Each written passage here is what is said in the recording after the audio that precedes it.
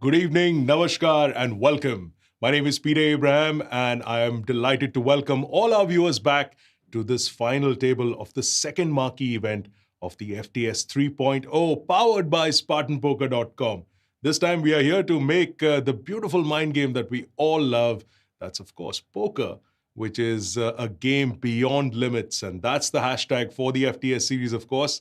And we're about to start yet another final table of the FTS. This time, the event number 5, which is the Saturday Special. And this, of course, is going to be an 8 max final table like our event yesterday. And there's 40 lakhs in guaranteed prize money in this particular event for a buy-in of 7,700 rupees. 502 players registered for this 7,700 buy-in tournament, and 7.79 lakhs is what the up top prize is going to be, along with that 18 karat gold medallion and some special goodies as well, which will go to the champion this evening. Let's take a quick look at the prize money that these players are going to be fighting for. Like I mentioned, 7.79 lakhs right up top for the winner of this contest. And that's followed by the second place, who's going to get 4.95 lakhs. Third place is going to get 3.71 lakhs. Fourth place is going to get 300,000 rupees. Fifth place, 2.36 lakhs. Sixth place, 1.8 lakhs. And the last two payouts, 1.32 lakhs. And everyone is assured of 97,000 rupees as a takeaway for just being at this final table. Now, it's going to be an exciting tournament that we're going to see the finale of. And joining with me are two of our commentators. First up, we've got one of the esteemed experts from the world of poker. He's also a fanboy of our medallions. That's, of course, Sam Razavi, who has cashed in more than 200 live tournaments. He's finished runner-up in the 2018 WSOP Millionaire Maker. He's also been crowned the Player of the Year at the Asian Poker Tour 4 times in a row. That's right, consecutively 4 times in a row, the APT Player of the Year. And, but who cares? We don't give away medallions just like that. And Sam, you're going to have to earn it, or maybe charm one of the winners like you've been trying to do over the course of all of this time. Sam, welcome to the broadcast. Great to have you here once again.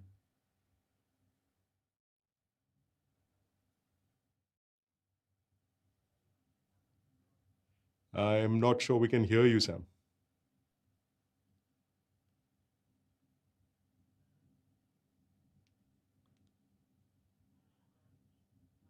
All right, we're going to try and get Sam's audio back very, very quickly.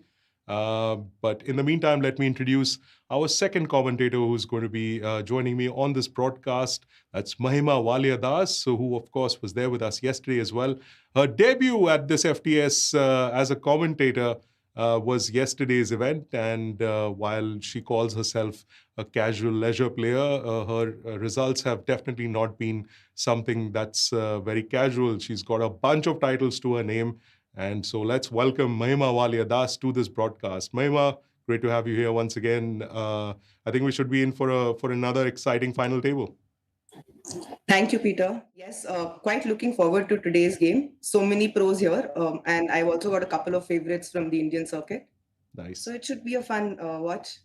Yes, it is. And like Mahima said, there are some players here who are regulars on the circuit, a couple of not so new names and a couple of new names at this particular final table anyway. So we're going to take you through all of those players and what their stacks are at the moment. Right up top, leading the chip counts, is Arsh Grover, who plays as BigGTymeR.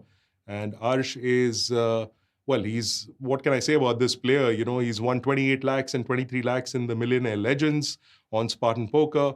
He's also won the FTS kickoff event and the FTS leaderboard in November 2020. 63 big blinds is what Arsh has. That's a little over 3 million in chips. Next up, we've got Mithun Mahesh playing as Zima Blue.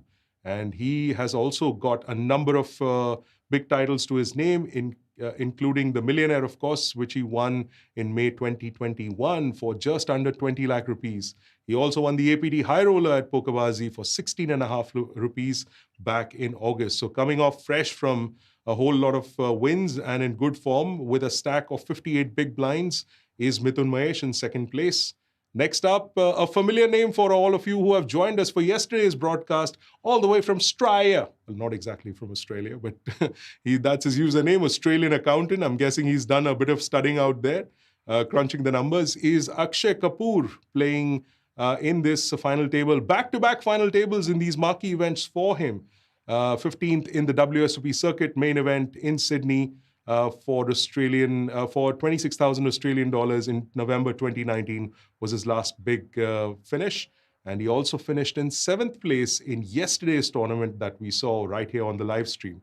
45 big blinds for him, 2.1 million in chips, that is. And he is followed by Karan Radia. And Karan Radia, who is playing as Majestic, is a 36-year-old player. Not much information about him, but he's got a little under 2 million in chips. That's about 41 big blinds for Karan playing as Majestic. Next up is Manas Kalita playing as Silver 555. Again, a player who we don't have much information about, but Manas is also sitting on one of the shorter stacks, 17 big blinds for him.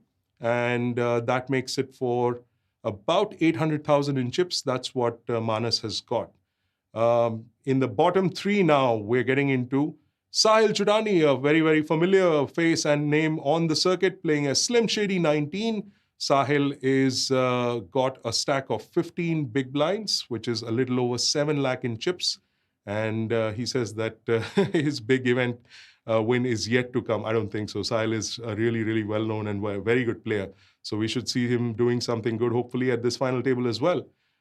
Second last on this list is Mohammad Azhar playing as Cupid Stunt. I see what you did there, Mohammad. So he's playing this 24-year-old, won the NPS main event at Pokerbazi for 50 lakh rupees back in June 2021. He's one of the shortest stacks. 12 big blinds is what Azhar has. That's about 566,000 in chips. Last but not the least, playing as Stoned is Rahul Kumar. This 30-year-old won the Sunday Super Stack at Spartan Poker for a little over 7 lakh rupees. And he is the short stack with 11 big blinds. That's 536,000 in chips behind him. So we've got a whole bunch of experienced players. And even the ones that you're not really familiar with, these are the kind of chip counts that all of these players have got. I don't think there is all that much. It's very evenly split into two sections, like the bigger half is on the top 3 or 4 counts, and then similar counts at the bottom of the stacks in the counts as well. So it should be an interesting sort of a final table that we've got. Sam, I think we have you back on audio.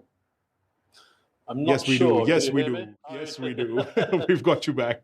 So, I mean, Sam, first of all, I'm always going to review a little bit about the medallions. It's just the way we do these things at the FTS. But I think perhaps you recognize a couple of names on this list. Yeah, I mean, that's why I switched off my sound, because you were saying you don't give away the medallions that easy. And I just thought, well, I don't give away my time that easily, so I'll keep quiet. No, I recognize a couple of names. Yeah, we've got Slim Shady, obviously, right up there.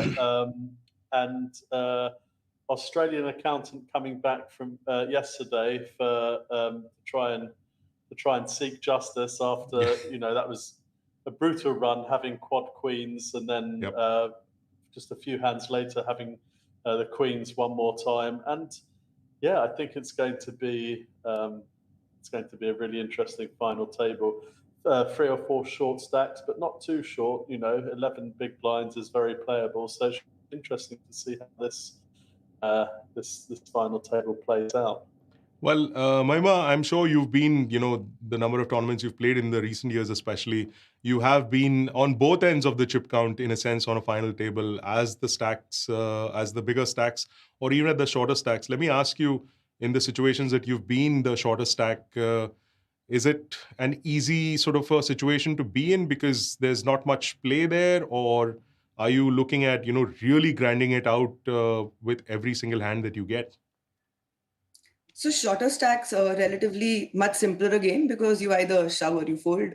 So you just need to get your pre-flop shoving ranges correct. So I find it to be relatively easier. With chip lead, I probably can tend to spew at times. So I try to be a little more tight in comparison. Well done, But yeah. Mahima. That's the harsh truth that a lot of players might shy away from, but not Mahima does, because she knows exactly what playing poker at all of these final tables is all about. Any particular people that you have your eye on for this final table? Obviously, BigGTymeR is one of them, Mahima. Yes, all of these guys are very competent players, but my favorite of all is Arsh Grover for sure. He was also my teammate in the first match IPL series that we've played, so I'm friends with him as well. Very cool. Now, there is no lack of talent at this final table, but we're looking at talent from your end. Yes, you viewers, we've been bringing you contest questions over the course of all of these series. And once again, we bring you yet another contest question for the Saturday special.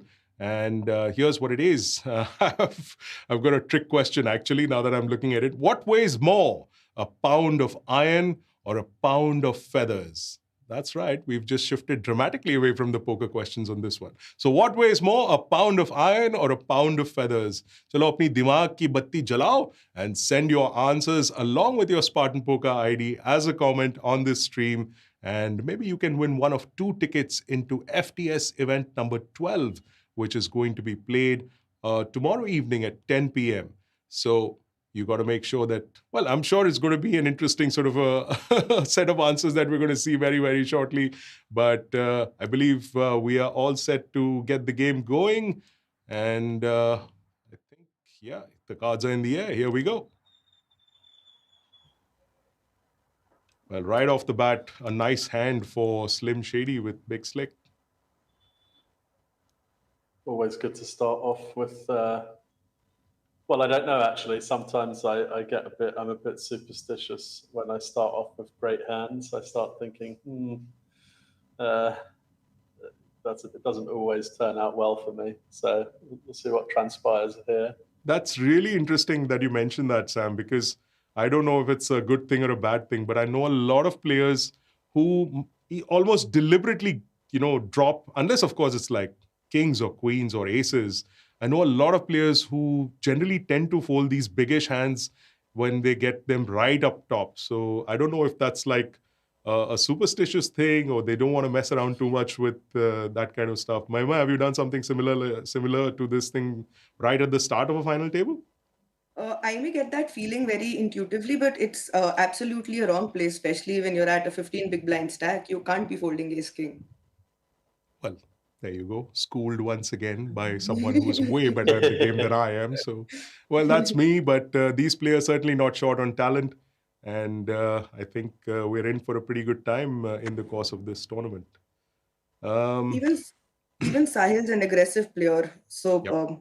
I don't see him getting away anywhere with this. I think maybe about 3 of the players I'm not very well versed with, but the rest of this table, I don't think anyone's going to shy away from, getting it in there. Everyone's pretty much on the aggressive side of play. And there you go. Oh, Wow. hmm. A bit surprising there with that call from BigGTymeR, Sam?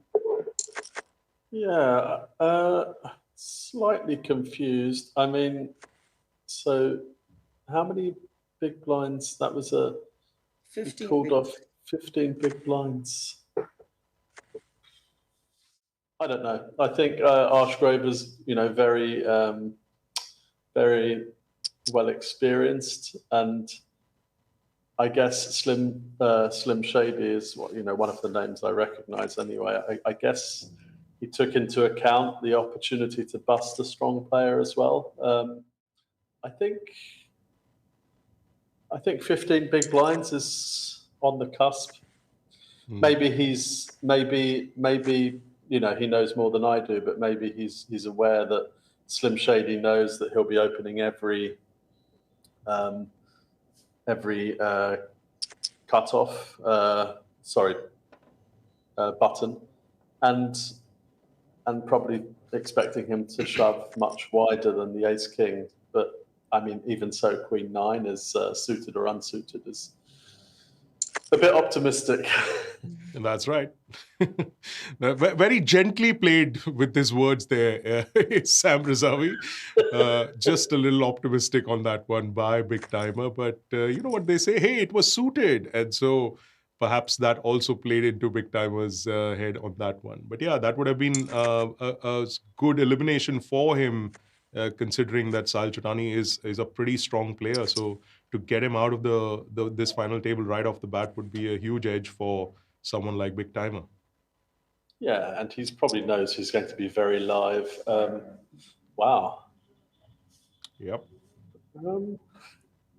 Well, if you go by the username, it is quite cute. And well, oh my. Have we got our first elimination? Yes, we have. Yes, we have. And that's Wow. Cupid Stunt, Mohammad Azhar, who has been eliminated, what are we, less than 10 minutes into this final table. Well, back to the trend of the early bust outs with that one. Yeah, I wasn't expecting that for sure at this final table, especially, these playable stacks. I mean, he was I the don't know. second in shortest in chips, but there was still a fair amount of play there, I guess. Yeah, I think if you're going to choose a hand to actually, shove with, I think I would try to avoid aces that will probably be dominated by if you do get called. I'd much rather go with something like the Jack 10 suited, or King Queen, or something along those lines. But yeah, I mean, these players have probably been playing with each other the last, leading up to the final table. They have some reads that we aren't aware of, and yeah, but it definitely looks like this table is geared towards action. I think we should be in for it. If that's the kind of hands, Mahima, that we are going to face very shortly, I think there's going to be some fireworks. Yeah, absolutely. Probably the hand with which Arsh called up was a better spot than what had just happened in the previous hand. Because you have live cards there. Mm-hmm. Yeah, exactly. Well, there you go, folks. Our first elimination at this table, Cupid Stunt. That's Mohammad Azhar, who finishes in 8th place at this Saturday special event. Not 10 minutes into this final table, but 97,600 rupees might just suit this thing a little bit for being that first exit off this FT. In the meantime, though, ace 3 for Zima Blue. That's Mithun Mahesh. And he's bumped it up to 1.1.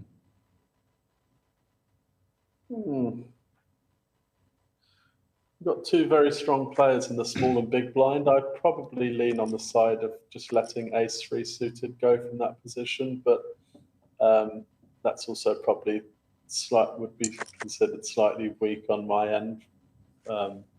So yeah, he takes it down anyway, which is good. I'm happy to see lots of answers for our contest question in the comments. Man, some of you guys have literally written a thesis. We just need the answer. It's cool. Everyone can Google it. But yes, bring it in. Keep sending your answers into that question. What weighs more, a pound of iron or a pound of feathers? And, well, here's another ace king, this time for Arsh Grover, playing as BigGTymeR. Yeah, I think, I mean, if the positions were slightly different, this could spell doom for Australian Accountant, but we're going to see a free bet to, I don't know, 3-4 million, I guess. And Australian Accountant, considering what I saw yesterday, I think we'll get away from this fairly quickly.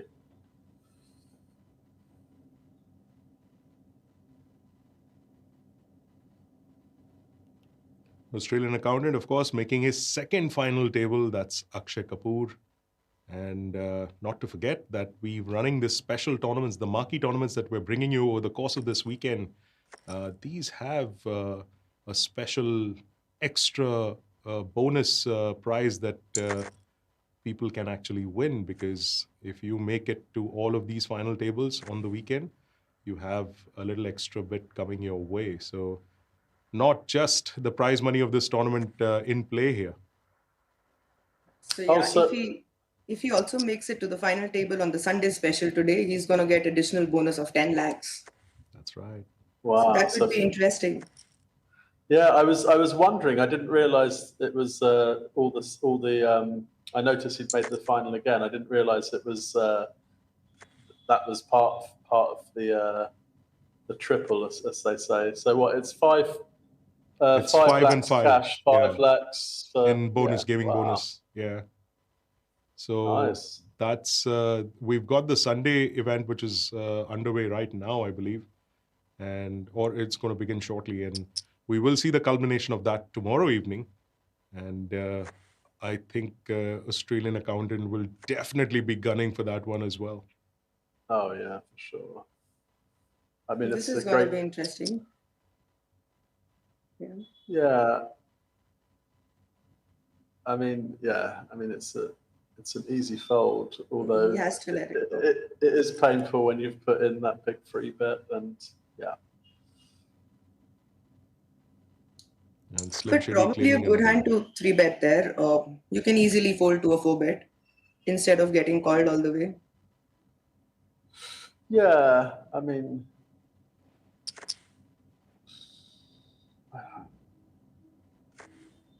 I don't know. It's a tough one. I like the I like the aggressive approach straight out of the gates, and I'm sure Majestic is choosing his opponents well for these 3-bets. And yeah, it's just unfortunate to actually run into such a monster hand and not be able to do anything about it.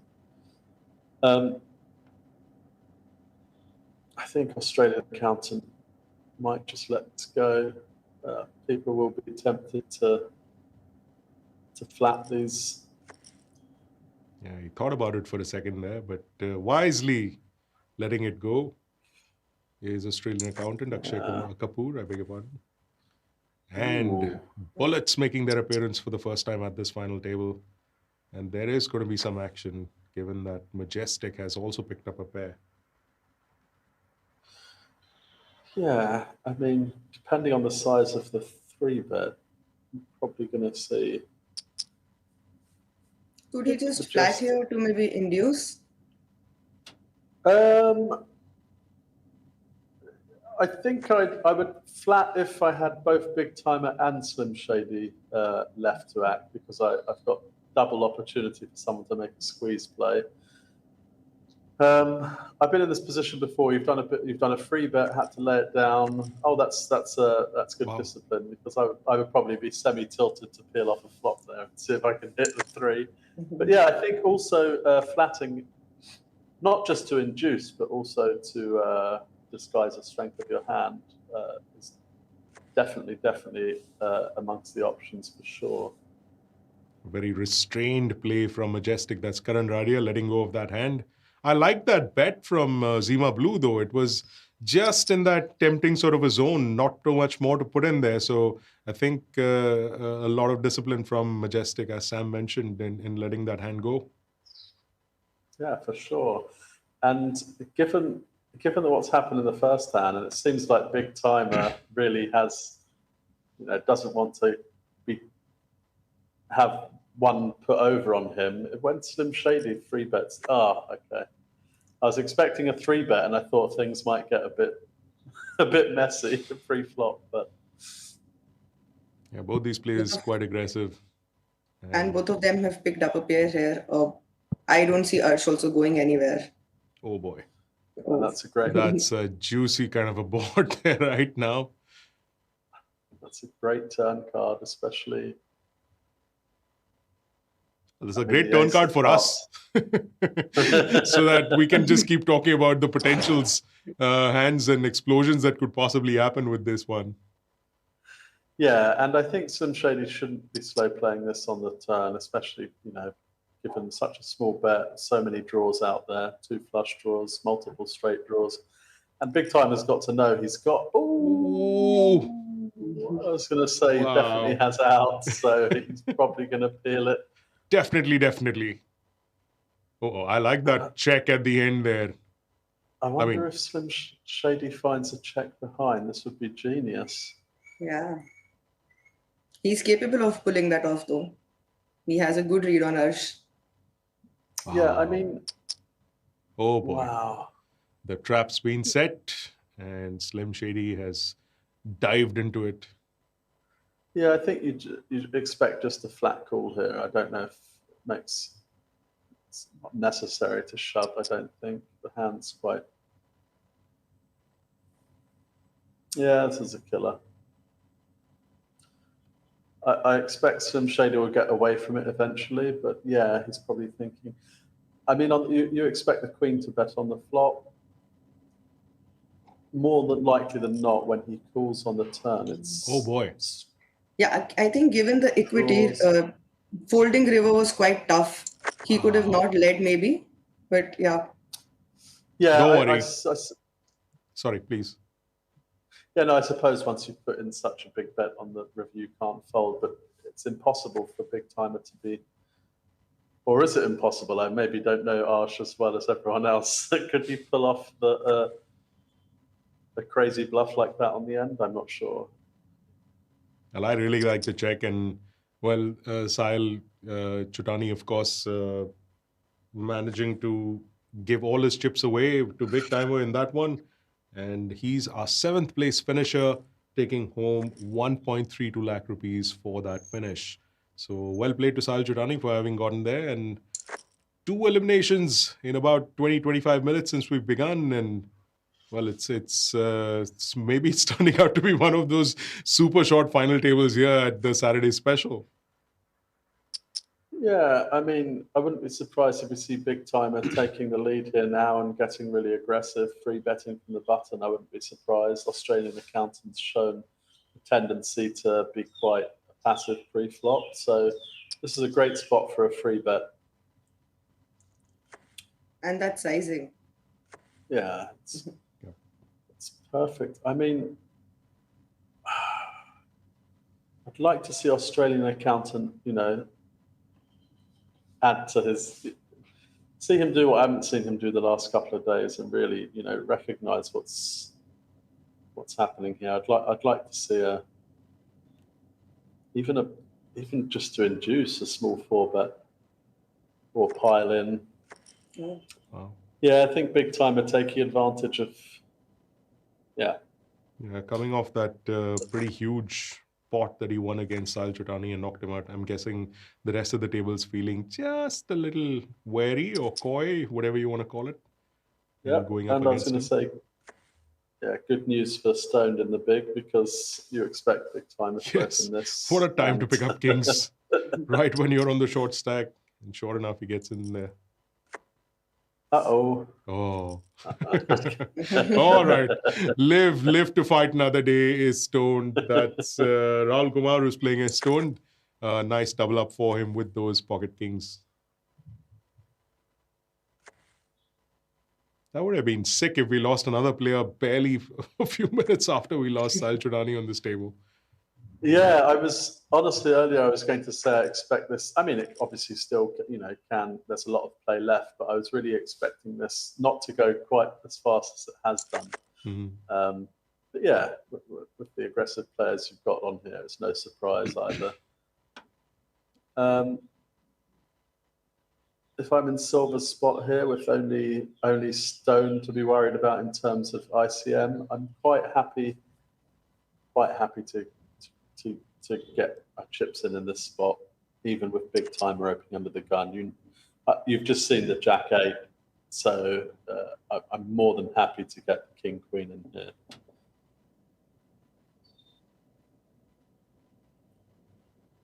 Yeah, at 10 lines, suited King Queen, he has to jam. Yeah, good enough equity. Yeah, and it just plays so well against BigGTymeR's range. You know you're never going to be given a chance to get a walk at any point. So you're looking to this is great, and we're going to get another call. Yeah. Ooh, close, very, very close. But deep breaths, Silver 555, deep breaths. You're in there, you're still in there. And that's, of course, Manas Kalita, who's just doubled up with that King Queen of Clubs against BigGTymeR. So chips come and chips go. Yeah.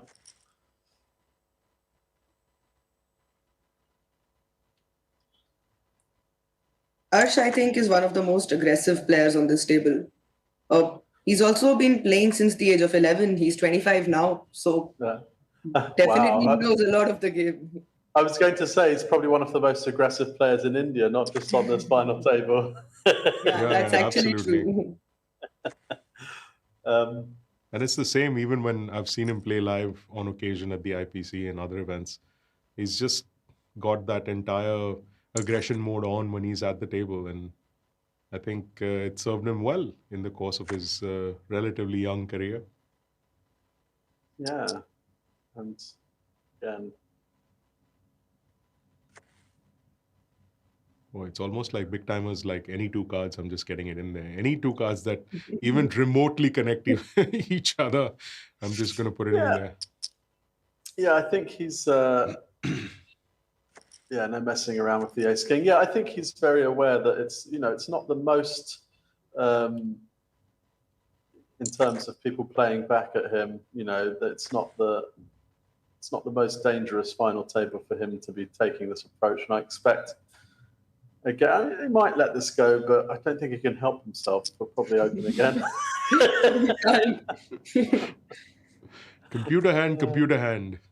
Well, it doesn't matter. I think unopened pots, he's opened 100% of them. Yeah, and I think that's what he's looking at. He thinks he doesn't want to let that 100% stat drop. And I mean, why not?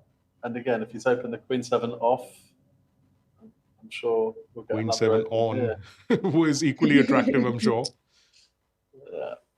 He's not going to like it this time. It's going to be the third hand that these guys are going to get into it with each other. Unless Majestic decides he wants to get frisky. Yeah, this is the point where I would like a flat, especially in position on the button. You don't want to scare BigGTymeR away. It's not like he's a fish that's going to, peel off a free bet with any two. And this is the point where I think you really need to start trapping.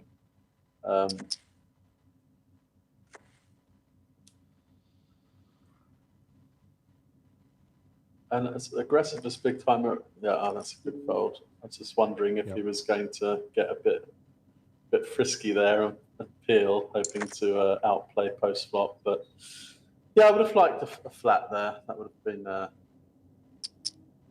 I think some of these younger players have just got so much more discipline than what I've seen over the course of the last 10 or 12 years that I've been involved with the industry. Very often you'd see players, if they've just switched on the aggression, there's just no stopping them. But I think it's like a lot of people have now realized that that's just not the way to go. So good to see that, especially amongst the younger crew of players. So I think it'll only serve them well. For sure. And this is interesting because from a gameplay perspective, Majestic's been really quiet. I think he's opened one hand earlier and actually, didn't Zima actually 3-bet with the aces earlier? It was Majestic who had the threes, right? So it's an interesting thing going on there, I think. This is a made-for-TV hand. And that also blind versus blind. So nobody's going away. Yeah, I mean, Australian accountant, he deserves some, I mean, it is a setup hand, but deserves a bit of fortune after yesterday, so we'll see what happens. Wow. I expect this is going to be a raise and then a jam. Yeah, I mean, if Queen 7 didn't stop him, I don't think getting ace king is like just fireworks going off inside Arsh's brain. So yeah, there you go, 1.92 in the middle. Yeah, I think Australian accountant isn't going to mess around. It's an all-in, and then it's just going to be one of those hands, isn't it? Oh, boy. Yep. Oh, dear. That's the way the cookie crumbles. And with that, the accountant has gone back to hitting the books, exiting this final table as the 6th place finisher of the Saturday Special. Akshay Kapoor, fantastic play by him, making 2 of these special tables yesterday as well as today. And I'm guessing he's probably going to get something to eat and drink and then quickly jump into the Sunday Special event so that he can try and take a crack at that 10 lakhs. Yeah, I think he hasn't really done anything wrong the last couple of days. I would like to see him open up a bit more and recognize when he's being pushed around. But just really unfortunate to make 2 final tables and then, ran the queens into the kings, I think, and then the 10s into the ace king.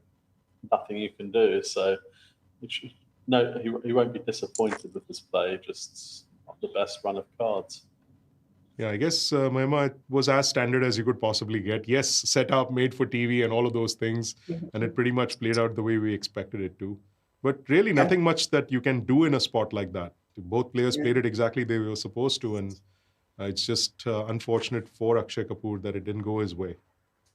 Yeah, I think even he was 17, 18. He had 17, 18 big blinds, so pretty standard. Neither of the two could do anything else. Well, there you go. Although I love that he did set the trap by limping in there on the small blind. It was, nicely played. That's exactly what I was about to say, that he did deviate from his usual controlled sort of play, knowing that BigGTymeR's there, knowing that he's going to give him some action. So I quite appreciated that play, even though it didn't go in his favor at the end. But 1.8 lakhs for that 6th place finish will keep the accountant from Straya in good shape for the rest of the series, I should think. So yeah, that's it. Very well played to Akshay Kapoor for making his 2nd marquee final table. So we hope that when we come back tomorrow evening, we might see him once again there. But it's down to the final 5 at this Saturday special event.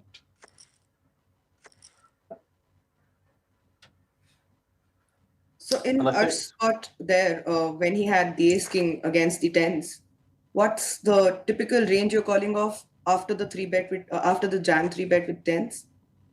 Clearly, Sam, that's a question for you. So after the if I'm in Arsh's spot and Australian accountant's limp jammed, what am I calling with? Yeah.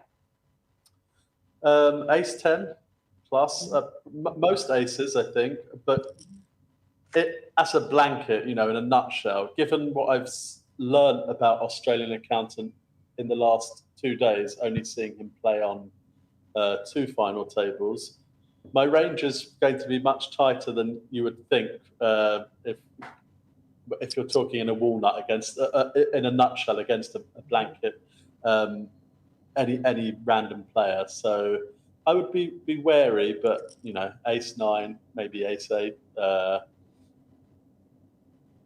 I know Australian accountant is never just limp jamming like anything. So, but also hands play themselves. Blind on blind, king queen. I've got so many chips as well. 50 million, I can afford it. Yeah, it's all very kind of situational and player dependent. The more you know about the player, the more disciplined folds you can make. Some people will just hands are hands. It's not out of the realm of possibility that someone actually wakes up with a hand in the small blind. They're not always just making a move on you. So yeah. Well, in that What previous about hand, you? Zima Blue taking that pot down against BigGTymeR with his pair of 9s. Yes, sorry, I just broke in there. Mahima, please, if you can answer Sam's question in return. Yeah, again, maybe against Australian accountant, I'll be a little tighter. But against Arsh, ace high is pretty much good enough. I think even a king high works. Yeah. Oh yeah. No respect. There's just no respect for Arsh Grover. Come on. Oh yeah. So if you're talking about limping and Arsh raising, what am I jamming then? I mean, the range just goes 9, 10 suited. Pretty much anything that's pretty. I'll be, and I would literally be looking to limp trap with nothing. Expecting him to raise 100% of hands.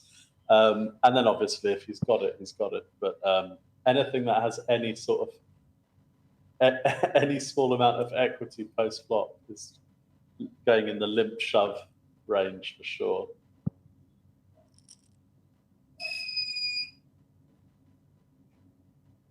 Don't worry, folks. Maima's just adding a little special effects to the proceedings because it's just the action and the fireworks at the table is not enough. So she's just adding her own special spin to all of that there.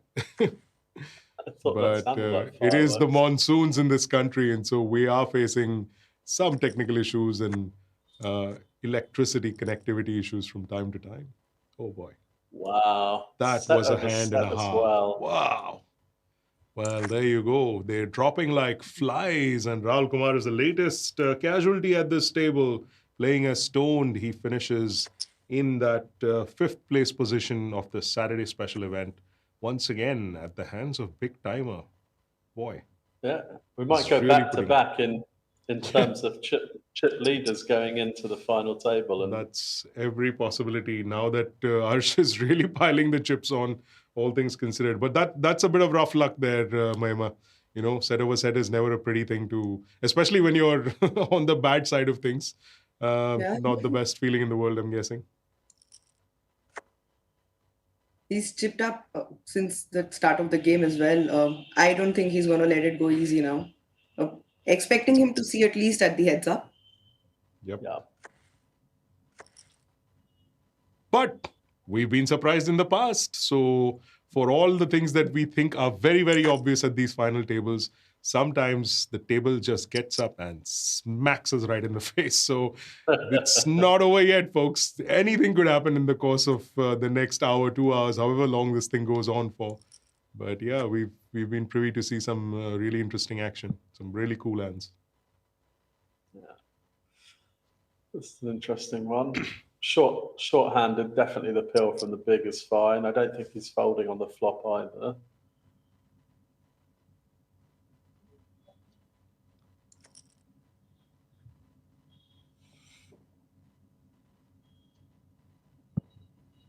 I guess this would be just check, check, check, check down.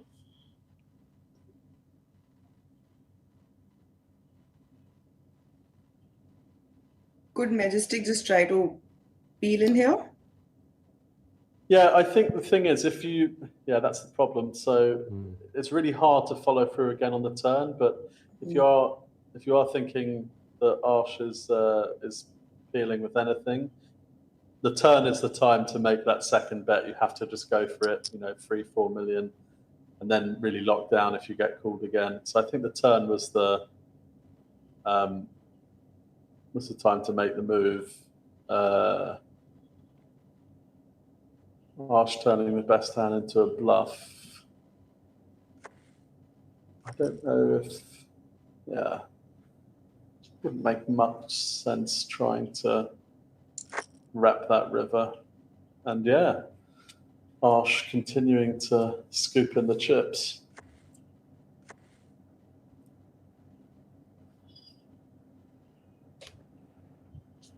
Six, seven suited. This is like gold in Arsh's hands. It's just jumping internally. And that's not a half bad flop to get a little cute and just take it away. Yeah, I quite like a check and then a delayed c-bet on the turn just to sort of further rep that I've lived in with a really strong hand and I was waiting for Majestic to bet, but it should work anyway.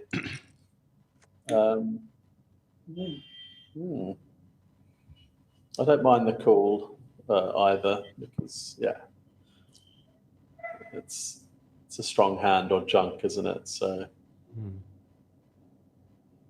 So if you want to take this hand down and you started your bet on the flop, do you three barrel or do you just let it go on such a flop or a turn?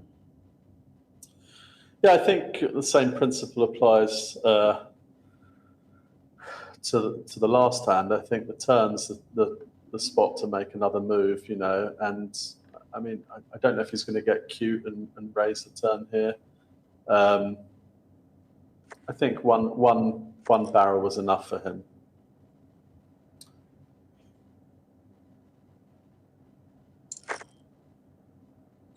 Well, this is quite the hand. A certain gentleman in Mississippi is suddenly perked up. Yeah, and Majestic, four-handed. He strikes me as the kind of player that could get busy with this. Perfect spot for silver. Yeah, and I guess he's just going to go for the jam again, but How bad is just calling here? I think it's okay. I think it's okay. I'd lean towards, again, either of the two. It's all those factors really you take into account. Will you eventually lose action down the line if Zima had a hand that he could call with pre-flop, but then maybe just disintegrates into nothing on the flop, like a pair of eights, for example, and it comes 10 jack, queen, or whatever. Going with the free bet, I would have preferred slightly smaller to price in or induce. But yeah, it's a tough one because a small free bet looks so strong four-handed as well that maybe just the jam is the best way to go about it. So yeah, all options I think were open there. Oh boy. Hello. There's just there's gasoline all over this table and someone just threw a lit match in there. The problem is this will be the third time that Majestic's open that Zima's going to 3-bet. And then BigGTymeR may have also picked up on this. And I wouldn't be surprised. And it's such a strong hand pre-flop. I wouldn't be surprised if he just put them all to the test and shoved it. That is suited, right? The ace-jack. But yeah, I think he's played enough with these guys to maybe let go of this one. Majestic's pretty tight. He's opened in, and then he has a raise from Zima. Yeah, he's certainly taking his time to think about it. It's so strong, though. I mean, could he 4-bet to 11 and then let it go? I mean, yeah. Yep. You got it right. And this would be just fantastic if he gets away from it. I think that's the other option, the 11 and fold, just given the stack size, the effective chips. And wow, I mean, is Majestic actually going to fold the best hand? I don't think so. I don't think you can fold this here. Wow. Well, there you go. Sam is 1-1 at the moment with his calls. The 11 lakh bet was right, but Majestic playing way controlled here. Yeah, and once this goes in, I'm sure it'll be a really frustrated. Wow! Wow. What? This was pretty different. I did not expect that. Well, Yeah. Wow. That's right, folks. Even people like us who've seen quite a few final tables and played quite a few final tables, my co-commentators, and we're a little taken aback by what we just saw there. But, well, there you go. That's how it is. Yeah, the thing is, what you really have to do is take into account, the dynamics at play and the game flow itself. And what you do, number one, you just can't fold ace king at any point to this particular opponent. But secondly, what you're now showing is Majestic. You've 3-bet Majestic 3 times, and it's probably been with air because you folded again to the 4-bet. So, I mean, not only do you lose that opportunity to signal that every time you 3-bet you do have a strong hand, you're letting go of a monster hand, and also, losing some respect as far as your 3-bets against Majestic are concerned in the future. So, I think that really was a big mistake, especially against the opponent. I mean, it's not like you've got someone like Australian Accountant. If he did that, I would turn around and give him, credit for a much stronger hand. You've got the most aggressive player on the table here. He could be doing it with literally anything. But anyway, it is what it is. Probably what Majestic did is also a mistake to a degree, especially against Arsh there. I think for exactly the same reasons. It doesn't have to be. It doesn't. If Arsh has 4-bet a legitimate hand, if Zima's free bet the legitimate hand, it doesn't mean you still don't have the best hand at the time. And I would have looked at Arsh's 4-bet as a lovely spot to have dead chips in the middle, adding further value to a better price for me to get my chips in. And when you call off, it also puts Zima in a tough spot as well. Even if he does have a strong hand, and maybe you get heads up. I wouldn't fold the tens there. I definitely wouldn't have folded the ace king either. Well, there you go. We've had Jangster Jr. who asked the exact same question. Thoughts about that ace-king fold by Zima Blue. Sam Razavi was not folding there, that's for sure. So yeah, there you go, man. That's your answer. Yeah. I think BigGTymeR's going to be surprised when he looks back and sees what they actually folded, because he's probably thinking, yeah, he's 4-bet. Standard, ace jack suited, definitely the best stand. And when he sees what he got away with, he's going to be quite shocked, I think. Yep. I would love another check here, check trap.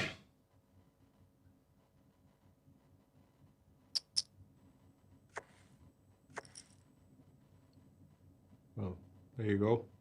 Zima Blue with a flush on the river and taking that nice little 1.2 million pot down. I have to say that in the last few final tables that we've been doing commentary on, this is one of those tables where there have been a couple of, I want to use the word baffling decisions, but hey, that's the nature of the sport. So it's good to see even something that we did not expect taking place at these tables. Yeah. Really interesting. All of these guys are also aware of each other's capability to quite a degree. So maybe that's accounted for when making those strong folds. Yeah, but also maybe accounted, if you, I think conversely, knowing the information you have about Arsh, I think that gives more argument to getting the chips in, especially with the ace king. But yeah, who knows? I know we've been talking about Arsh and Mithun Mahesh, that's Zima Blue, for a while now, and Majestic, of course. Yes. But Silver 555, Manas Kalita, sitting quietly in the corner and just hanging on there. I mean, it's not like it's a middle of the pack stack, but he's not messing around too much, and he's collected a little bit to his name. He's also stacked up since he started the final table. So not playing many hands, but he knows the spots to take. Yeah, I was just smiling because I was just about to say, oh, we're down to 3-handed. And then I noticed, Silver sat in the corner quietly paving a path through. So yeah, I think, and also I guess to be fair, he hasn't picked up anything much of note to really get involved anyway. But yeah.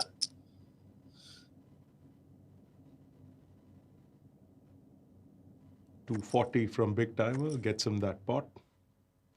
And if you'll have just tuned in, we're of course bringing you this live stream from the Saturday Special at the FTS 3.0. We're down to the final 4 players at this final table. And just a quick rundown on 2 things, of course. The first is the contest question. There's still time to get it in there. What weighs more, a pound of feathers or a pound of iron? Or if you like, what weighs more, a pound of iron or a pound of feathers? Yeah, that's right. We like to mix it up a little bit from time to time. So get your answers in there with your Spartan Poker ID. And if you are one of the lucky winners, you can get a ticket into tomorrow night's 10 p.m. tournament. That's FTS Event 12, if I'm not wrong. And so get your answers in. And who knows? We could see you at a final table and do some commentary on you as well.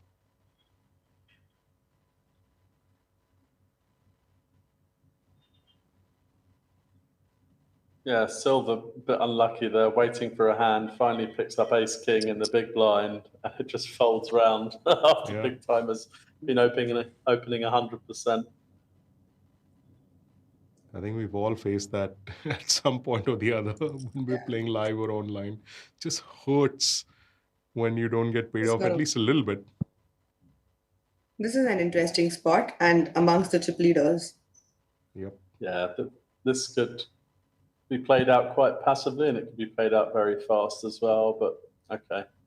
And I think Zeman's going to take the lead here anyway because the range hits the big blind so much more, and he also obviously has the flush draw. But Arsh not going anywhere with top pair.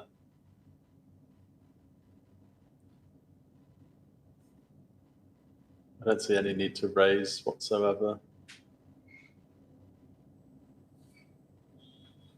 And no such luck for Zema Blue, as he does not make his flush on that river. Yeah, I mean, a thin value bet, try and get some value out of a random ace-4, but yeah, checking behind is no problem with that. Time for Majestic to go all in. Yeah, this is a shove all day long.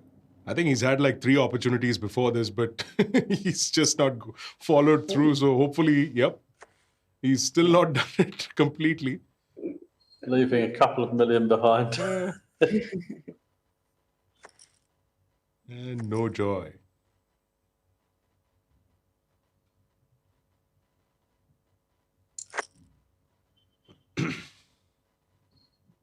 Well, a quick reminder to our viewers that there is a fantastic tournament at the end of the series called The Feast, which has a 1 crore guaranteed prize pool, and you can get in for just an entry of 2,200 rupees. That's right, a 1 crore guaranteed tournament with a buy-in of just 2,200 rupees. That's The Feast, and there are daily flights that are taking place or at 4 p.m. every evening at SpartanPoker.com. So make sure that you get in and get into a part of the action for the Feast tournament for the rest of these days. That's the daily flight at 4 p.m. for the Feast. 1 crore guaranteed.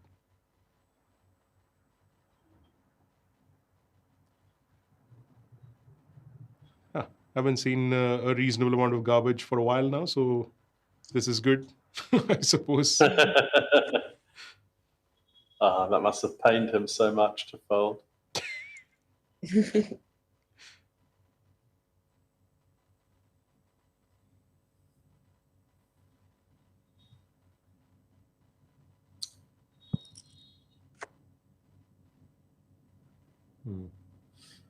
I think if Majestic, given his stack size in these spots, I like to take one stab if I'm silver. Yeah. Oh, there we go. Okay, That's he's it. taken That's the the lead. winning. That's the winning bet right there. He could have put in 100 chips, and I think he was just winning it. Yeah, I think I would. Yeah,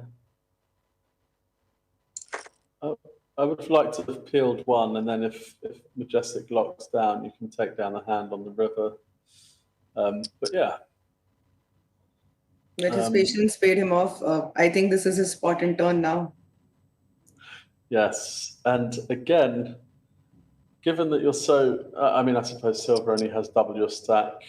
Slow playing, an option. He actually put it all in. I thought he's going to still leave like a couple of hundred behind on that one as well.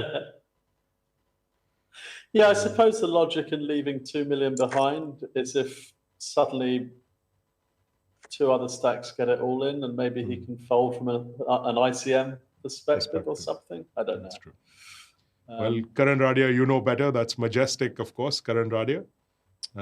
He's been just hanging in there for sure. Him and Silver 555 just grinding it at this table with these 2 chip leaders in BigGTymeR and Zema Blue.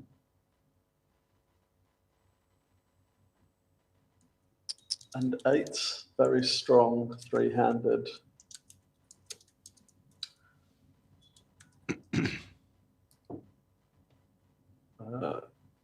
I suppose this is just going to be a fold.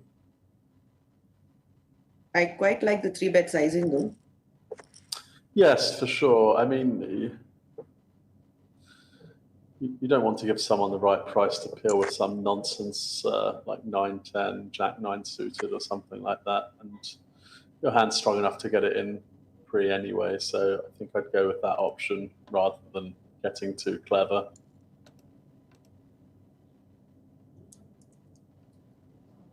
So we got a question in our live stream. The giveaway is for event number 12 that's going to take place tomorrow at 10 p.m. So that's the ticket into that particular tournament. Vinay Verma, I hope that answers your question.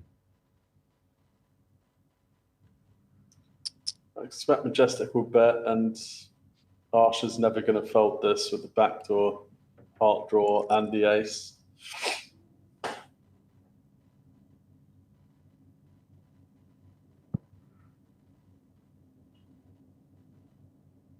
He actually still has decent equity in the side.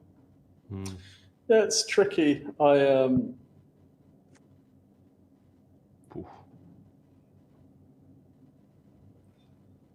Certainly not the card that Majestic was hoping for, but yeah, while he turned his ace high into a bluff last time, it doesn't look like the sort of run up that Majestic's going to fold a pair. So I like the check. I just wonder if Majestic bets whether a hero call is going to be made with the ace high. No need. What would be a good bet sizing there from Majestic's end? At the end, if he's trying to... he's trying to get those chips in there. I mean, I just think once you check the turn, there's no good bet sizing at the end that really tells any story. So I would probably lean towards an all-in and hope that you get a side fold from like second or third pair. Once you've checked, your hand's quite face up. It makes no sense probably makes no sense to value bet. Maybe a 7, yes, but hand just doesn't make any sense. I think a small bet on the turn and then a jam on the river, I'd be very convinced by his story. I don't think there's any bet sizing. Of course, we know that probably a shove Arsh would have folded to, but I think he might have sniffed it out, and the ace high was looking quite promising there too. So yeah, I think a good disciplined check on the end with what Majestic knew was going to be the losing hand. So. Well, this is about the time that I would usually go for a coffee break, but after being shamed by a certain gentleman in the UK yesterday, I think I'm going to just pass the baton and give Mahima the chance to take a break for her coffee at this point in time. So we'll see you in a few minutes, Mahima. See you guys. Have a good one.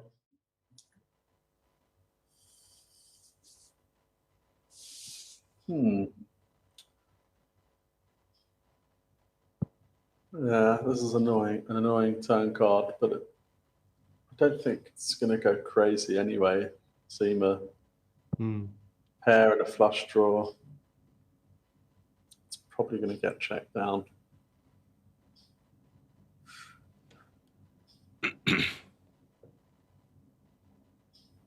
The only reason Silver might bet is that he feels a gut shotty straight hand like 8-10 might have got there, but wouldn't be strong enough to make a hero call on the end. But okay, it's going to go check, I guess.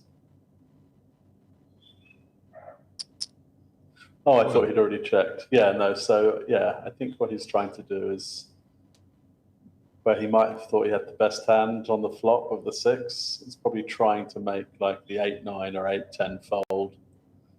But also Silver 555 has been pretty quiet for the most part. He's not really messed about too much. So this could be a pretty strong bet from Zima's point of view. Yeah. Yeah, it's very hard for Zima to call, and nice play. Very nice bet.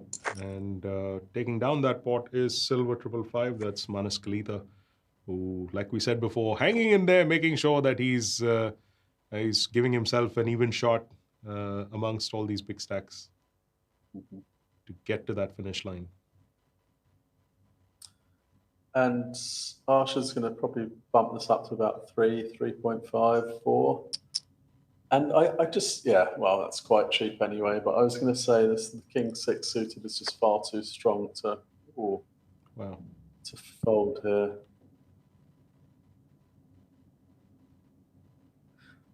And yeah, with this hand, I'd be happy to play this fast if I have to get all the chips in the middle on the flop. I have to. I mean, we know that it's not going to go that way if Zima raises, but I would definitely be raising at this point.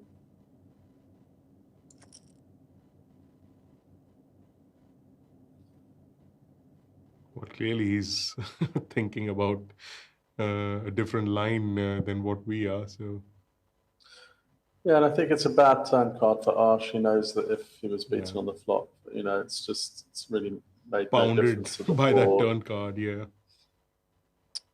Although he might take, this is what I've been talking about, following through with one more big bet on the turn. And I don't think it will work. And it's a very big bet. Wow.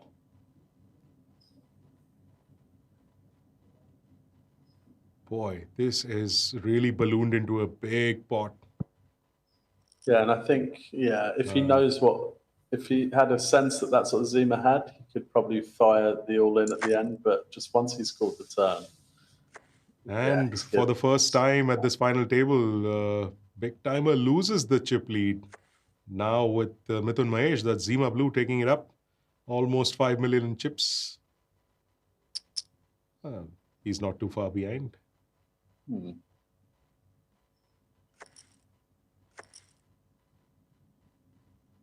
Yeah, if Majestic called there, he would have had the goods. No doubt about it. He's not been messing about, just playing very, very controlled. So, yeah. Yeah, so probably going to be another fold round.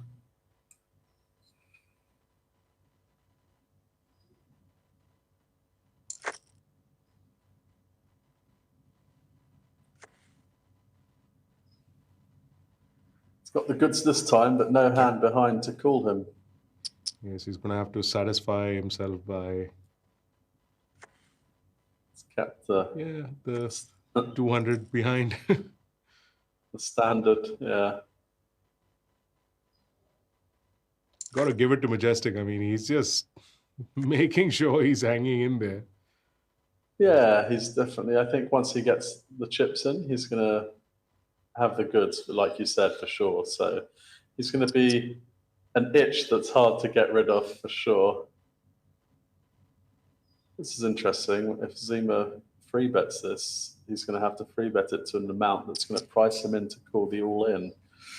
Okay, hasn't bet. It's not so as much, yeah. But yeah, so Silver's definitely going to jam this. Jam should happen. And it's going to be a frustrated fold, I guess.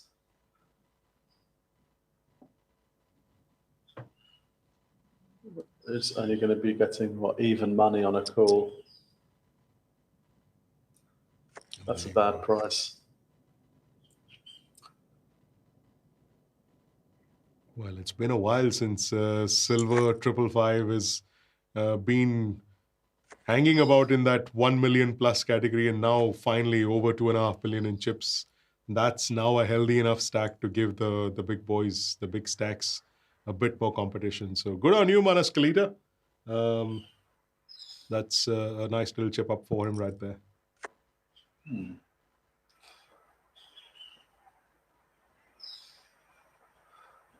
And I wonder if Majestic will sniff this out. For sure, Arsh isn't going to let this slide. Yeah, he's never been letting anything slide. So, yeah. Yeah. There you go. Awful turn card, really, for a C-bet on the turn. So I think it's going to just be given up. And I can't see Majestic. I can't see Majestic folding here at any point. But I don't think Arsh is going to pull the trigger anyway. I think it would be a big mistake.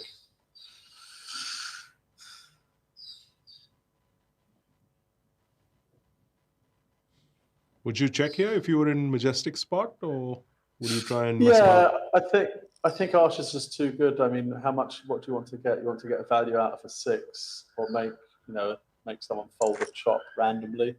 I just don't think it makes any sense to bet. I mean, maybe I'd bet the minimum in the desperate hope that Arsh might just jam on a bluff so I can call, but that would be the only reason. That's true. Well, in case our viewers are wondering, those players who've got that little M badge next to their names, that signifies that they've won a millionaire tournament on Spartan Poker in the past. So certainly there's a lot of experience at this table with 3 of these 4 players holding an M badge. So they've been at this big stage before. They've been under the spotlight before. They've crossed the finish line in those big events. And well, here we are once again. And there's one more title up for grabs for these gentlemen. So let's see who actually crosses that finish line. Can I just say that I'm extremely glad that this play has gone on for a while now, because the way they were dropping like flies in the first 25 odd minutes, I was like, oh boy, we're not going to even cross an hour in this one. But thank you to all these players who've managed to stretch it out just a little bit for us. We got on our monies in the right way, making sure that we're bringing you all this action in the course of these marquee events.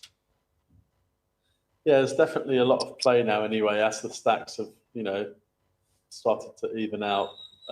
Everyone's got, 40, 30 big blinds. So yeah, there's a ton of play left in this. And even Majestic, being the short stack, that's a scary enough stack for, well, at least silver 555 anyway. So yeah, it's interesting. Yeah, it's not, he no longer has the sort of 6-7 million that you can just keep piling in on him. It's significant if you double Majestic up. So yeah, the action's going to get a bit more cautious. And I think once it gets to free-handed, we might see the gears shifting again. That's true. It's all in stages. We keep talking about tournament poker, having those early, middle, and late stages. And even within a final table, you have those initial, middle, and late stages. So it's very, very interesting to see how the tournament ebbs and flows from the overall perspective and even from the final table perspective. Yeah. Boy, silver 555. I mean, 3 million in chips. He's within sniffing distance of Zima's stack, which, like, he was nowhere. Him and Majestic both were struggling at a point in time. Very good. Yeah, and Silver's quite nicely, quietly chipped up, chosen his spots, and this is an interesting one. It's tough for Zima to continue on the river. Wow. Why do I feel every time these two guys are in a hand, it's like 2 dogs circling a bone and just eyeing each other? Like, I think it's more like a power play kind of a thing happening between these two. Yeah, it does feel that way for sure. There you go, almost identical stacks right now.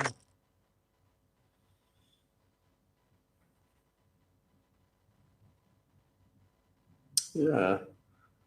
And Silver, a bit unfortunate, picked up another semi-strong hand, 4-handed, and interesting to see if Arsh flats or 3-bets this. Ooh. It's not a bad time to be silver 555. Yeah, especially given your opponent is just probably not going to, well, he's definitely getting some more chips out of this hand. I'm guessing so. Yeah, it doesn't really fold flops. Does Arsh, and especially for that price.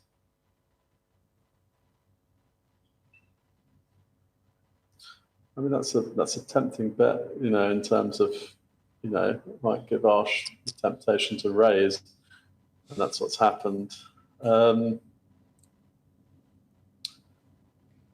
Is it going to be Jam City? I think I like to flat definitely against Arsh and just let the board roll out however it rolls out. I'm not folding. And that's not a scare card at all. In fact, that's a brilliant card for silver because, you know, if Arsh had a strong ace pre-flop, you'd have heard from it. So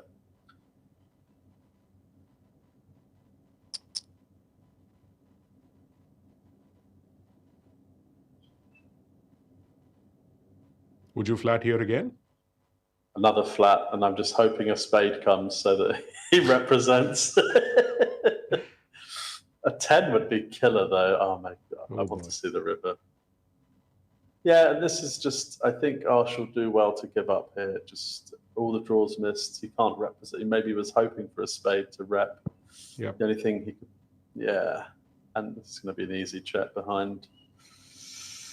Unless, you know, unless silver puts Arsh on like the Jack 10, Jack Queen, I'd probably jam here just to try and have him fold. You know, after you've got best hand all the way and he rivers a lucky split, I'd probably be jamming here just to fold out the Jack 10 or Jack Queen or whatever. But okay.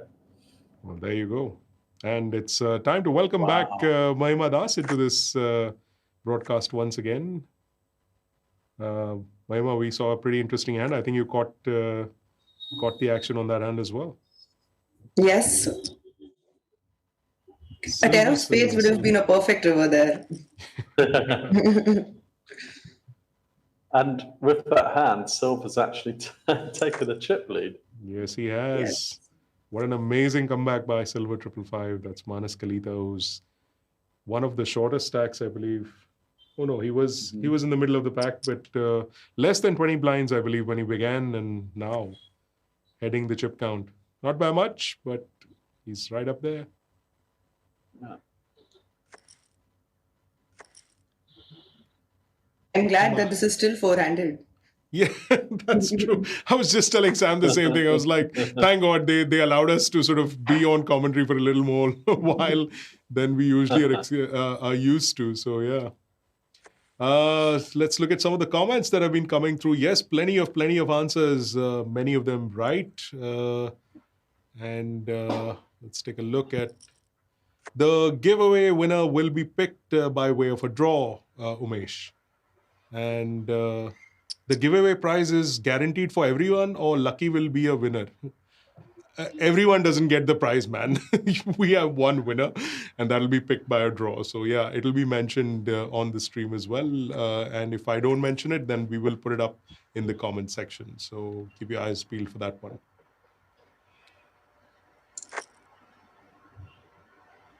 All the three guys are pretty deep here. This is going to be an interesting three-handed, four-handed play.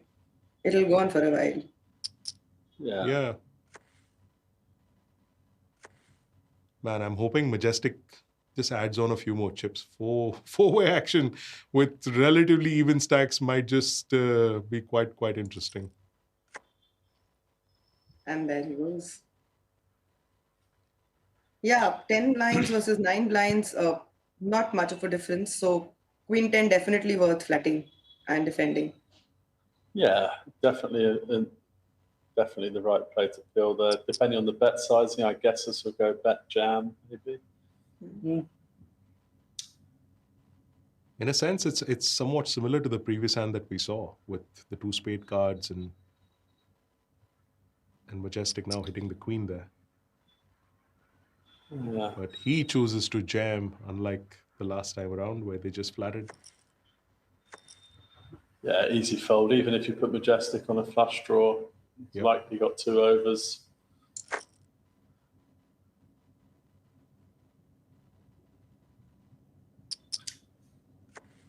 Monster hand for Zuma, but it's going to be quick folds all round.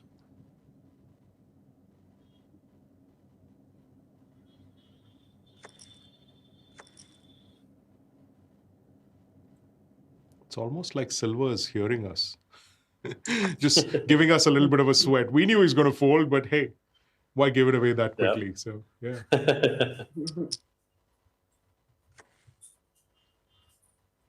This is again going to be pretty standard. Zima would probably defend here. Yeah, I think he'd definitely be defending this hand for sure. And he's hit a gut shot. Yeah, this would be interesting. I don't. Arsh doesn't have. Yeah, I was going to say he doesn't have the sort of stack where you can go barreling big bets. So it'd be interesting if Zima does what he did last time when he had a bit of equity and leads the turn. And while usually I'd probably flat with the ace high here, looks like that's what it's going to be, a hero call all the way.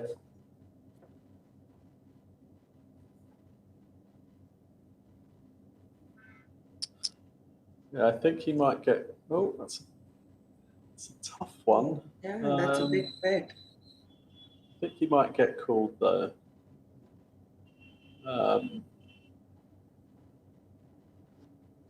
I don't see what fours Zima will be calling with pre. He's representing an 8.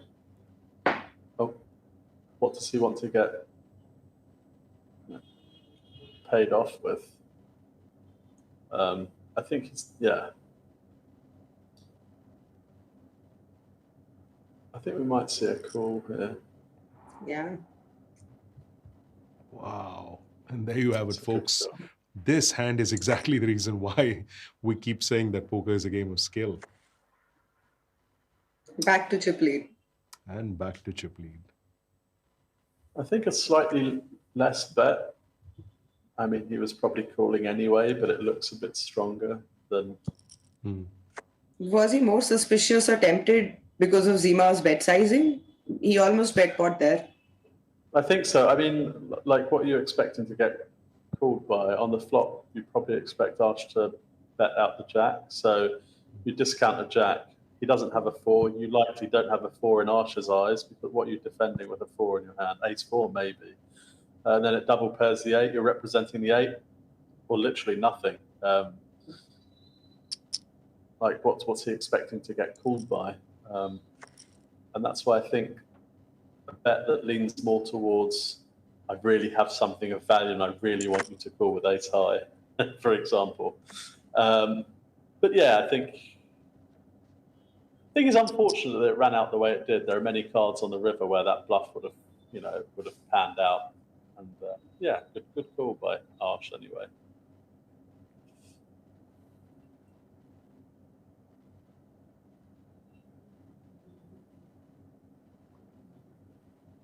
Majestic's also been pretty card dead in this final table. Yeah, it's really surprising how long he's managed to hang around, considering all of those. Yeah, he's really had to, navigate a tight path through, and yeah, I'd like to see how the game opens up if he does manage to, get up to 30 bigs and beyond. Big timer maybe choosing the wrong spot for a 3-bet here. Nope.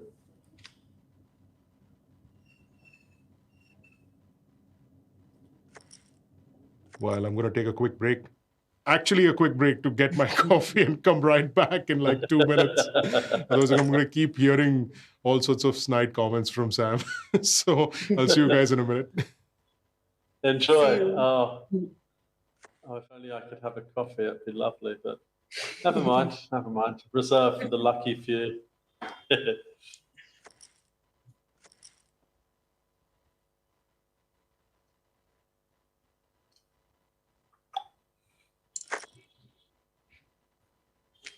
Silver stacked up pretty well. He's also got his ranges correct now. I think he's understood the play of these guys. Yeah, he's definitely opening up a lot more as opposed to earlier on, for sure. Yeah, and probably. We hear you, Sam.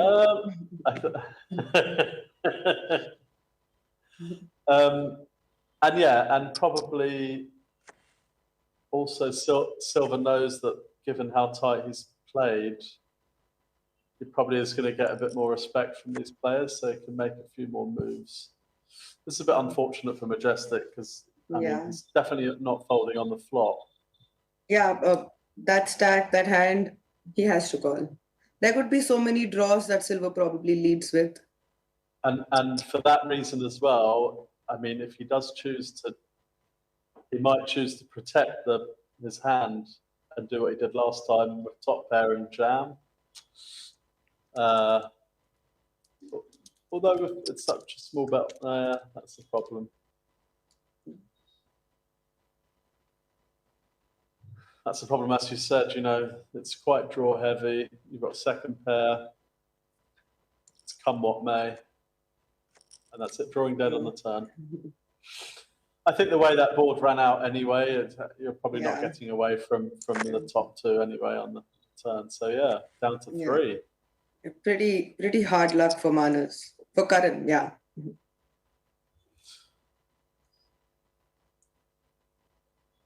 And just trying to check the payout for...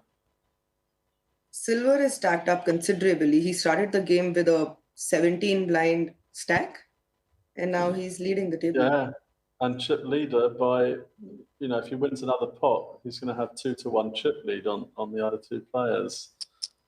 And yeah, so the last player that went out, was that 3 lakhs? Yes. Yeah. A good payday for Karan. Yeah. I'll probably be quite pleased with that, given that, you know, quite frustratingly, didn't really have a lot to play with. Opened a few times with strong hands, got 3-bet, had to fold every time. And yeah, I think I'll take the 3 lakhs for today.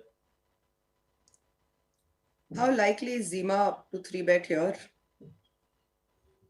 I was first thinking how likely is Silver to 3-bet, especially given that he's I'd really like to see him open his game, and yeah, that's great. I probably, being Zima, I would have,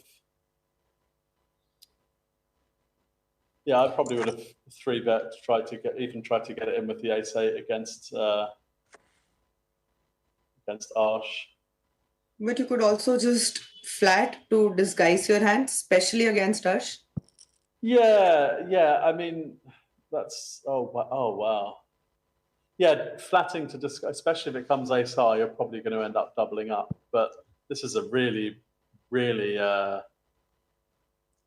of the nature of this board, if big time bets, although we've seen Zima flat from time to time, if this hand gets raised now, all the money is going to go in on the flop.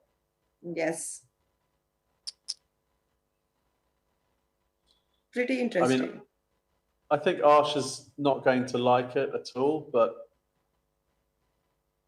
if you've got the ace deuce, good luck to you. Oh. Yeah, I felt he was going to feel like he really needs to protect, and this card's going to slow down the action. Obviously, it's probably going to go check.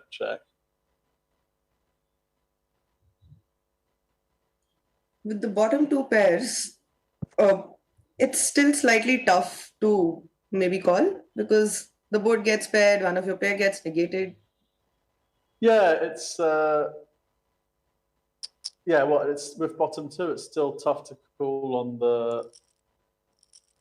I mean, he's just been given a huge price on the end to call anyway, but yeah, it's a tough one. I guess he was, I don't know, looking for a safe turn or what, but especially the ace on the turn is a really bad card because now all the ace-5, ace-4, ace-3 have now improved. But yeah, I think Zima a bit lucky not to have found himself all in that hand. Yeah, pair gut shot. Could have done that. Ace changed the dynamics. Yeah. Yeah, I mean, it could have quite legitimately been all in on the flop. 2 pair against the pair and the straight draw. But yeah. I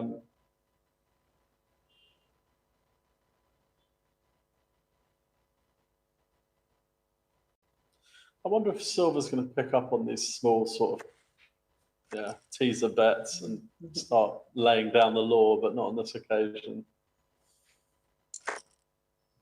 Silver, I think, is not someone who's very frequent in the gameplay as of now. I may be wrong here. Yeah. What do you mean in terms of? In terms of experience he has against Okay. Yes. Arsh, Okay. yeah. Okay. Yeah, he's been playing for a while, but yeah.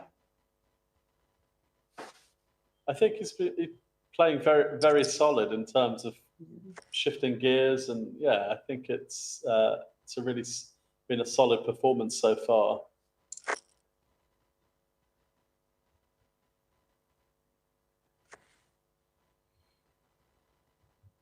Quite the good folks for the three-handed play. All of these three Yeah. guys are amazing. Yeah.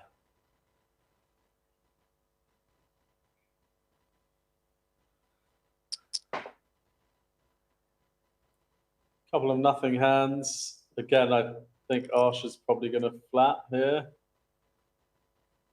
And again, these are these spots where when you're trying these small teaser bets, you have to continue the story on the turn. Once you don't do that, it's over. And now Arsh should quite easily get away from this hand. Yeah, probably not betting the turn and betting river would be a mistake here, because then your story doesn't add up. Exactly, yeah.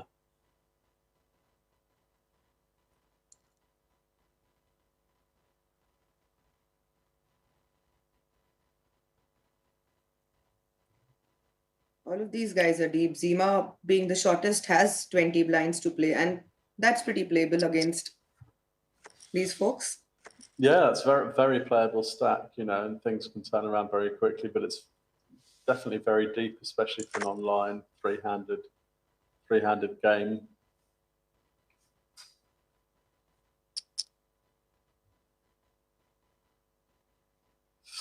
I wonder if I was wondering if Jack 10 was in the free betting range there.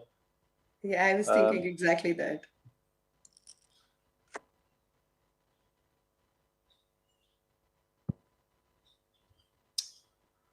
This is going to be interesting. I don't see Zima folding. Certainly not folding the flop, and going to be a few turns that are going to keep him away. So, and he'll just keep calling here because Arsh is likely to barrel. yeah, it makes no sense to raise. You only get called by better. Arsh has shown a tendency to try two barrels when he has absolute air. So I wouldn't be surprised to see 7 million. Yeah. And then another call on the turn. And then probably, you know, he does have the discipline to lock down. And that's even better. You know, I think it's the temptation is often to bet when you improve like that. And yeah, as suspected, Arsh, just none of it, just immediate check. And this, oh wow. This is gonna be fun. Fun for us. I don't know for them. Yes. I mean, yeah, 23, 24 bigs. I was going to say it's a pile-in, but that's what it is. And Silver's going to love this. I mean, surely can't. He just can't. And that's it. how it's done. Wow. Just like that. What did you play?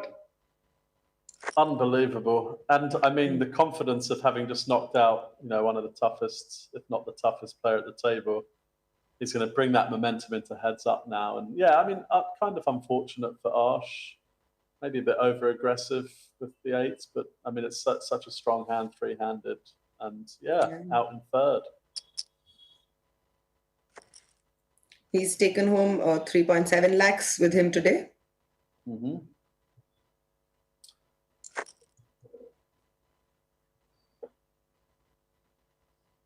3.7, so nearly 5 lakhs for second and just under 8 for first.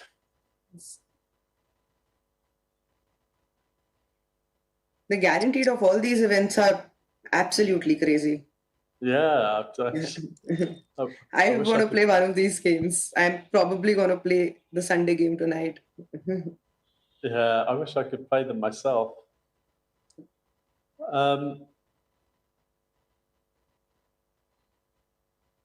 Yeah, I'd like to mix up between checking behind and letting Zima try to bluff and putting a small bet out, but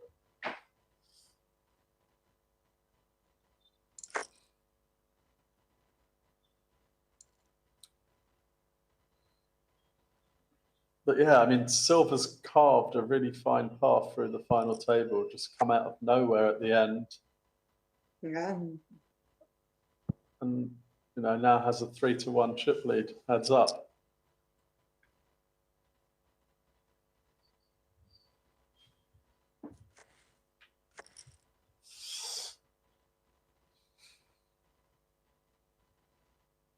Both of these guys have won millionaire in the past. One of the flagship tournaments. Okay, yeah. Oh, that's right. Yeah, they've got the M sign there. Yeah. Even this is going to be an interesting hand. Oh. Yeah, I wonder Yeah, if this is probably. gonna all in. Cool. It's a big shove. I mean, yeah. He could have played post flop as well, but maybe doesn't want to take that chance and wants to double up at a leveled playing field. yeah. Yeah, it's a strong hand pre. It's frustrating to fold that, but yeah, that was a big jam.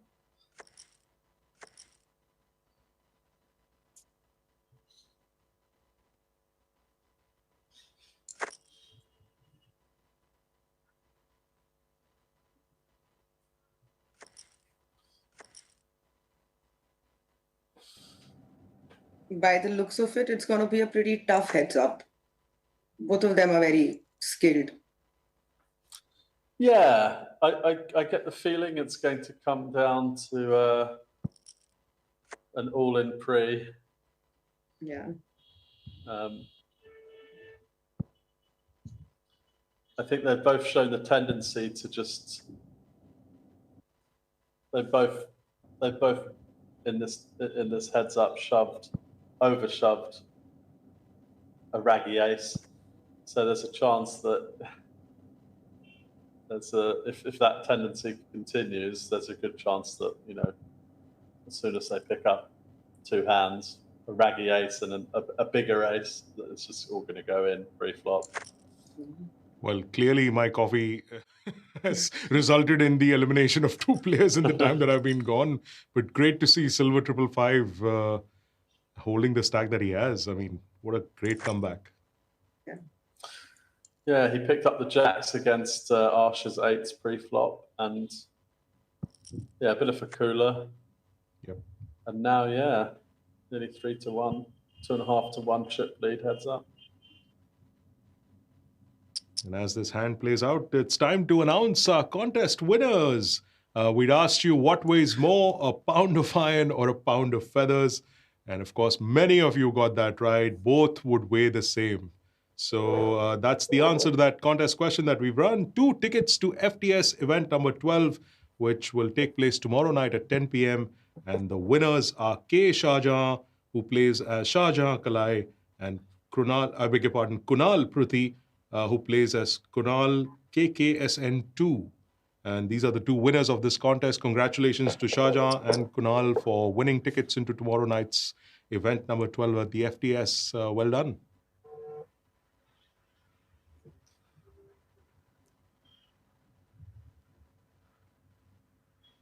I don't know if Zima's going to fold, but this is the sort of really small bet that we're talking about, where it really looks like you want to be called, and yeah, just. But how the play went, probably he could have called. Yeah. The flop was a check. The turn was a check. The river didn't change as much. Yeah, I think the flop, there was this one small bet and a call, and then it went check, check. I mean, he could legitimately have a 9, but I love the sizing there. Really, yeah. And I think it's due to the sizing why Zima folded. If it was a bit bigger, might have seen through it a bit more. Oh, he's not going to jam. He wouldn't jam the king high, would he? Oh, he's limped. I don't think so. Silver could probably 3-bet here. Yeah, he jams. Yep. That's right. Now that we've got chips, we're going to play some poker. That's Manas Kalita's attitude right now. Yeah. Oh, pocket jacks, pocket jacks. Pocket jacks What a won, waste. even if it got a walk. Always happy to see that hand triumph. That's how they usually that they've won for me. Most is when someone's folded to me, as opposed to when I've played the hand. Just a reminder that we're down to heads up, and the players who got eliminated in fourth and third were Karan Radia playing as Majestic. He takes home 3 lakh rupees for his finish, and Arsh Grover, who started this final table as the chip leader, but not able to quite go the distance, finishing in second runner-up position. That's BigGTymeR, and he claims 3.71 lakhs as his third place prize payout. So very well done to all the players who have cashed out here at this final table of the Saturday Special.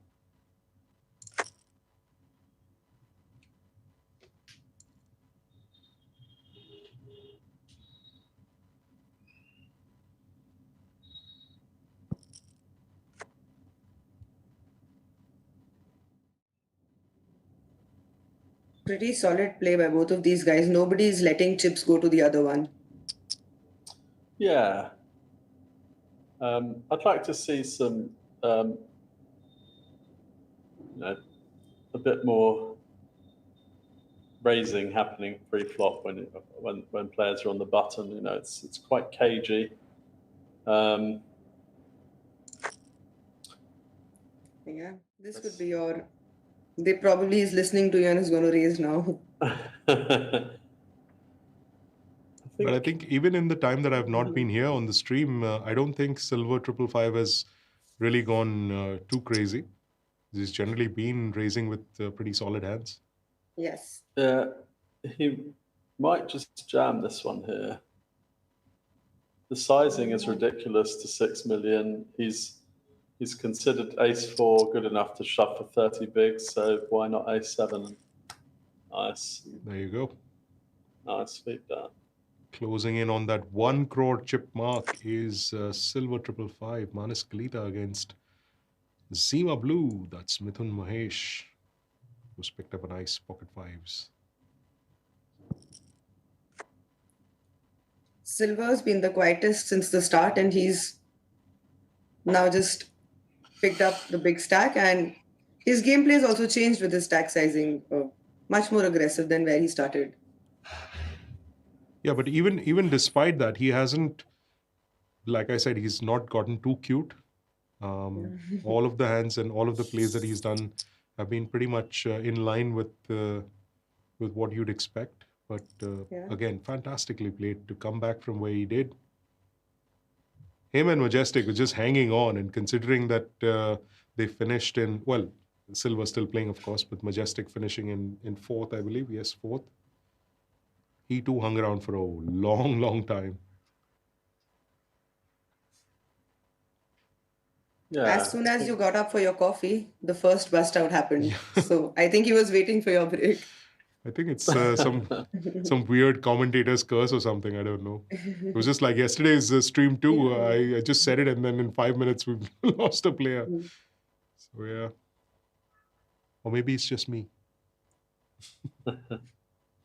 Superpowers. I wish I could do that when I was at the table playing. Just wish everyone out.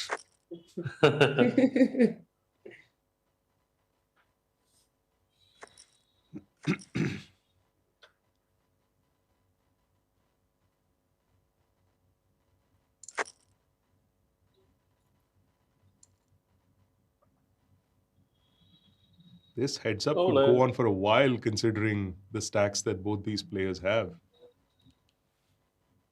Yeah, I was saying that if someone finds a raggy ace and someone else finds a semi-decent hand, it's all going to go in pre-flop, because I think they both have the same logic, but any ace, in we go, heads up.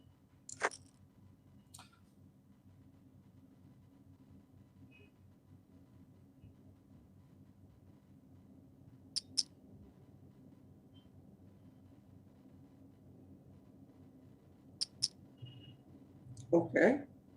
Wow. That's different. Uh, They don't really care about cards any longer. They're just playing against each other. yeah, that's what it seems Yeah, seems that's a to nice be. way to put it. That's why I'm sure it's going to end up in a pre-flop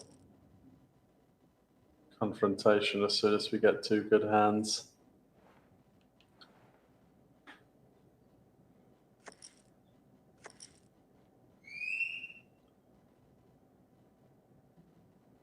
Of what I remember, even Zima has been very consistent of lately in terms of his winnings, performance, all of that. The Okay. Even this year, I think he's had a few big wins Oh, already. really? Yeah. Yeah. Wow. Well, there's that hand that we were thinking about. Yes. This is crazy. I mean, if silver gets aggressive, I don't think there's any need to get too aggressive on the flop anyway. But yeah, Right. 9 would have been killer.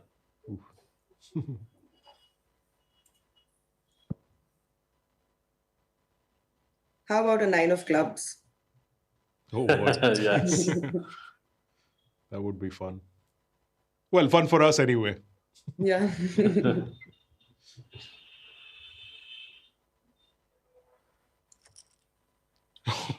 Almost, Maima, almost. It was so close. Oh man.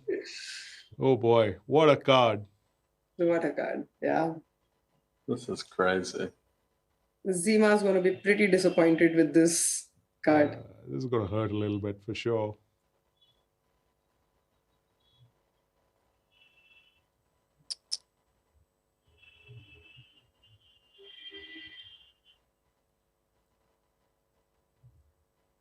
Can he actually let it go here? Quite tough. I think he must call, but he can't shove. That's for sure. That's so unfortunate. You've got the whole world on the flop: pair, straight draw, flush draw, straight flush draw, and the offsuit 9 comes. I mean, if he'd let it go, I'd just call him up right now and tell him, book your ticket to the WSOP right now, man, because you can't get in more prime form than that to make a fold like that. Oof. Whoa. Yeah, and just like that. Yeah. Oh boy. Pretty hard luck. Yeah. That was an almost anticlimactic end, but there you go, folks. We've got all the chips on this final table headed the way of Manas Kalita. That's silver 555 there with 1.25 crores. As you can see, the chip stack that he has, he's got the entire set there, and that means that he is the winner of this Saturday special event. Tough luck for Zima Blue in that penultimate hand where he lost a chunk of chips with that river card. But, well, that's how the game goes sometimes. Congratulations to Zima Blue. That's Mithun Mahesh for finishing runner-up in this tournament. And once again, extremely well done by Manas Kalita for winning this tournament and the title of Saturday Special here at the FTS. And as we usually do, we're going to take a look at one hand that we thought was fairly critical in terms of the final table here, where a chunk of chips moved. So let's take a look at that one at this moment.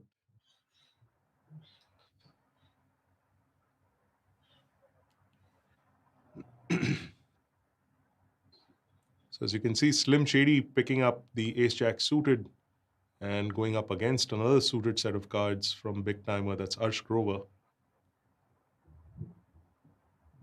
And this is a blind on blind spot. Yep. So, yeah.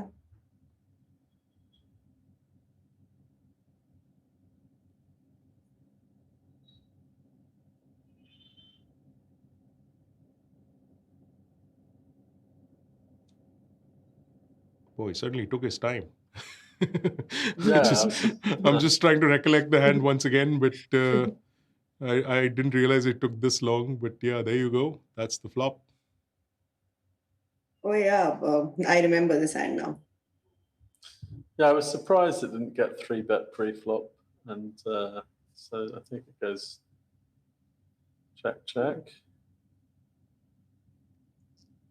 Boy, I hope none of us said anything about a flush card on the river because I think we actually did, and that's how he got through. sorry, Sahil. Yeah, so- Sometimes it happens, man. The commentator's curse is live and well. So, yep, hitting his set on the turn, which of course led to a flush draw opening up for BigGTymeR, and he puts out that bet. And then I think the 6 of hearts or something, 3 of hearts on the river. Pretty much spelling doom at this point in time for Slim Shady. That heart on the river. I really like this check by Arsh. I mean, he was probably going to get action even if he put chips out there, but I really like that check.